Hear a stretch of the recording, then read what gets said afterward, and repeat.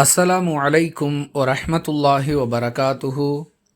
தினமும் ஒரு துஆ. ருக்கு மற்றும் சஜிதா ஆகிய இரண்டு நிலைகளிலும் ஓதிக்கொள்ளக்கூடிய மற்றொரு பொதுவான துஆ.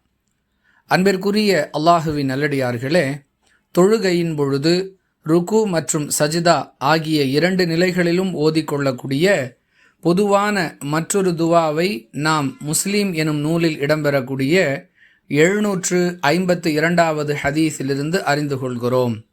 அல்லாஹுவின் தூதர் ஸல்லல்லாஹு அலைஹி வஸல்லம் அவர்கள் இந்த வாசகத்தை ருக்கு மற்றும் சஜிதா ஆகிய இரண்டு நிலைகளிலும் ஓதும்படி வழிகாட்டி இருக்கிறார்கள். சுப்பூஹுன் குத்தூசுன் ரப்புல் மலாயிகதி வர்ரூஹ்.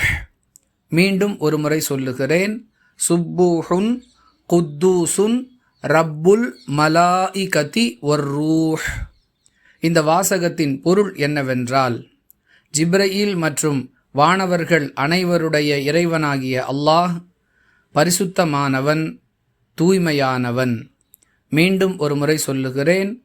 சுப்பூஹுன் குத்தூசுன் ரப்புல் மலாயிகதி வர்ரூஹ். இதை மனப்பாடம் செய்து சஜிதா மற்றும் ருக்கு ஆகிய இரண்டு நிலைகளிலும் ஓதிக்கொள்வோம். வாஹிரு தஅவானா அனில் ஹம்துலில்லாஹி ரப்பில் ஆலமீன். அஸ்ஸலாமு அலைக்கும் வரஹ்மத்துல்லாஹி வபரகாத்துஹு.